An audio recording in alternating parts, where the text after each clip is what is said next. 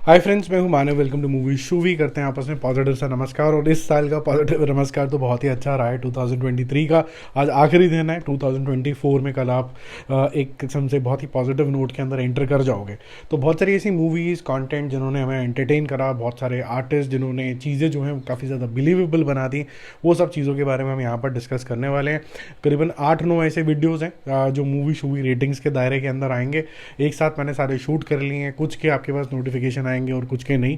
तो आप जाके इस पर्टिकुलर प्लेलिस्ट के अंदर जाके देख सकते हैं कि कौन बेस्ट एक्टर था, किसने कितनी अर्निंग कर ली, साथ ही साथ में कौन सी बेस्ट मूवीज़ थी, कौन सी डिसअपॉइंटिंग मूवीज़ थी, किसके अंदर और ज़्यादा बेहतरीन हो सकता था, कौन ज़बरदस्ती की हाइप बना के बैठा था। तो बहुत सारी कैटेगरीज बनाई हैं मैंने, और आप जाके उसके अंदर देख सकते हैं। ठीक है, तो बेस्ट एक्टर्स की बात करते हैं। इसमें सिर्फ मैंने 5 एक्टर रखे हैं, और कुछ कमर्शियल हैं, कुछ इस तरीके के जिन्होंने बिल्कुल ही चीज़ें जो हैं बहुत बिलीवेबल बना दी। ठीक है, तो पहले हम बात करते हैं 12th फेल की। 5वें नंबर पे जो कि है विक्रांत मैसी। इन्होंने जिस तबके को एड्रेस किया है, जिस तरीके से किया है, और जो जद्दोजहद दिखाई है कुछ बन जाने की, वो बहुत ही मेजमराइजिंग है। विधु विनोद चोपड़ा की डायरेक्शन भी बहुत अच्छी थी, लेकिन विक्रांत मैसी ने जिस तरीके का यहाँ पर पोर्ट्रेयल किया है, और जब वो एक मुकाम पे पहुँच जाता है, तो ऐसा भी नहीं है कि बहुत ज़्यादा एरोगेंट हो जाता है। He is very humbled by attaining that position. तो वो जो 12th फेल में इस तरीके का कैरेक्टराइजेशन कि वो झाड़ू भी मार लेगा, बर्तन भी मांज लेगा, दलिद्री भी सह लेगा, लेकिन कॉन्फिडेंट भी है कि वो एक जगह पे पहुंच जाएगा। कभी कभी कॉन्फिडेंस लूज तो होता ही है, ह्यूमन नेचर है। तो ये जो जितने भी वेरिड इमोशंस थे, गरीबी से लेके एक मुकाम तक पहुंचने के, बहुत अच्छे तरीके से दिखाए। दूसरे नंबर पे मैंने रखा है विकी कौशल। विकी कौशल की हालांकि बहुत सारी मूवीज़ आई हैं इस साल पे, लेकिन जो सबसे ज़्यादा सिग्निफिकेंट मुझे लगा वो था सैम बहादुर। और सैम बहादुर और डंकी में काफ़ी ज़्यादा टॉसअप था, लेकिन मैंने यहाँ पर सैम बहादुर को चूज़ किया क्योंकि पूरी मूवी उन्होंने अकेले अपने बलबूते पे यहाँ पर दिखाई है किस तरीके से जो सैम बहादुर का पूरा, सैम मानेकशॉ का जो पूरा का पूरा किरदार था, उनका टॉकिंग स्टाइल, वॉकिंग स्टाइल, अपने जैसे और मानेकशॉ पैदा करने की जज्बा, ये सारी जो चीज़ें का पोर्ट्रेयल था, ऐसा लगा था कि हम विकी कौशल को देख ही नहीं रहे हैं यहाँ पर। कंप्लीटली मेस्मराइज हो गए हम इस कैरेक्टर के साथ। तो मैंने इनको रखा है 4th नंबर के ऊपर। तीसरे नंबर पे मैंने रखा है सनी देओल को। देखो, बहुत सी बारी हम कहते हैं कि एक्टिंग क्या होती है, कि जिसने हंसा दिया, रुला दिया।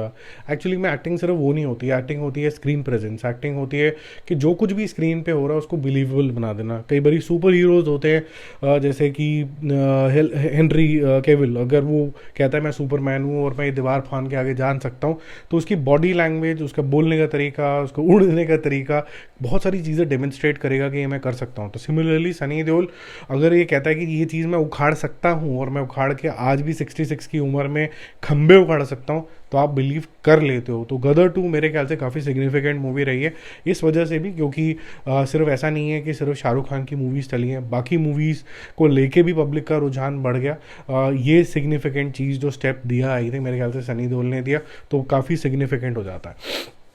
तीसरे नंबर पे मैंने एक्चुअली में 2 एक्टर्स को एक साथ रखा है। एनिमल मूवी में रणबीर कपूर की एक ऐसी तरीके की पागलपन वाली एक्टिंग है जो मेरे ख्याल से उनको इस बारी तो काफ़ी सारे अवार्ड्स जिता देगी, काफ़ी भयंकर तरीके के अवार्ड्स जिता देगी यहाँ पर, क्योंकि जो पागलपन यहाँ पर देखने को मिला है, यूजुअली इस तरीके की एक्टिंग देख पाना बहुत ज़्यादा डिफ़िकल्ट है। वो बहुत ही पर्पस ड्रिवन है, बाप के लिए प्यार, फैमिली के लिए प्यार। फिर कहीं ना कहीं आपको एक रिफ्लेक्शन आता है कि यार ये कहीं इसको मज़े तो नहीं आ रहे हैं ये सब लड़ाई झगड़े करने के अंदर, क्योंकि he is always ready, he will just pick up a fight. तो एनिमल में जिस तरीके के इमोशंस आपको नज़र आते हैं, चाहे वो लव का इमोशंस हो, पापा के लिए प्यार हो, फैमिली के लिए प्यार हो, लड़ाई हो, कट फट जाए।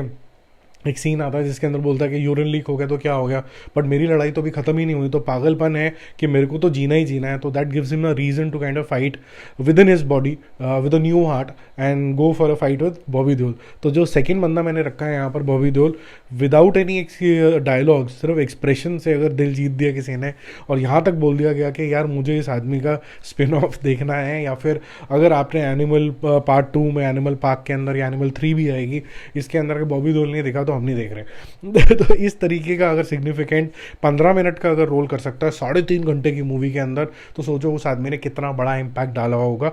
और वी होप कि he continues choosing the right script where in his talent is fully recognised. Number 1 पे मैंने रखा है शाहरुख खान को। शाहरुख खान की 3 मूवीज आई। एक तो आई पठान, एक आई जवान और एक आई डंकी। कौन से वाले जोन के अंदर वो मुझे सबसे ज़्यादा सिग्निफिकेंट लगा, और मुझे ऐसा लगता है कि ये वाले रोल की पहचान से आगे उनका जो रास्ता है वो और अच्छा हो जाएगा। देखो पठान एक रिजुविनेटेड उनका था रूप, यंगर, बॉडी बिल्डर टाइप, और बहुत ही action oriented. But at the same time थोड़ा फ्यूचर का अगर मैं सोचूं तो मुझे ऐसा लगता है जवान में जो विक्रम राठौड़ का जो रोल था वो एक ऐसा रास्ता खोल देता है कि आप एज अ मेन लीड का जो रास्ता है वो सिर्फ 2-3 साल का नहीं है कि जी आप 60-61 के हो जाएंगे तो आपका थैंक यू वेरी मच हो जाएगा। बट अगर आपने इस तरीके के रोल कर लिए तो then sky is the limit, then you will be running till 70, में बी 70-75। तो वो जो स्पेसिफिक रोल था वो काफ़ी ज़्यादा सिग्निफिकेंट रोल था, बहुत ही इंजॉयबल रोल था।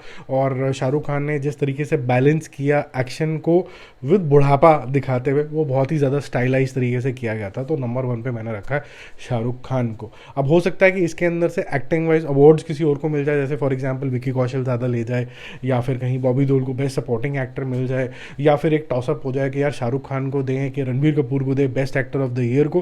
बट ये सब बट जाएगा आपस के अंदर, एक को कोई क्रिटिक्स अवार्ड मिल जाएगा, एक को कोई पॉपुलर अवार्ड मिल जाएगा, एक को बेस्ट एक्टर मिल जाएगा, एक कुछ जैसे कहते हैं ना क्रिटिक्स चॉइस होते हैं, फिर उसके बाद आजकल तो वो पॉपुलर चॉइस के अंदर पब्लिक डिमांड के ऊपर ये सारी चीज़ें होनी शुरू हो जाएंगी यहाँ पर। और क्रिटिक्स अवार्ड तो मेरे ख्याल से विक्रांत मैसी को भी मिल सकता है। तो काफ़ी सारे ये जो पांचों अवार्ड हैं कहीं ना कहीं मिक्स बैलेंस करके सबको मिलेंगे ही मिलेंगे इस बारी। इवन सनी देओल को कुछ ना कुछ मिलेगा सिग्निफिकेंट कॉन्ट्रीब्यूशन का या सिग्निफिकेंट मेंशन का at least, because I think it's one of the greatest comebacks. 66 years में 600-700 करोड़ रुपए की पिक्चर करना, it's not an easy job. That means के फैंस थे लेकिन उनको बस इंतज़ार था सही तरीके का रिप्रेजेंटेशन का जो इन्होंने दे दिया। बाकी जल्दी मिलते हैं और रिव्यूज़ और अपडेट्स के साथ। ऐसे और 8 वीडियो हैं तो स्टे कनेक्टेड। Bye bye.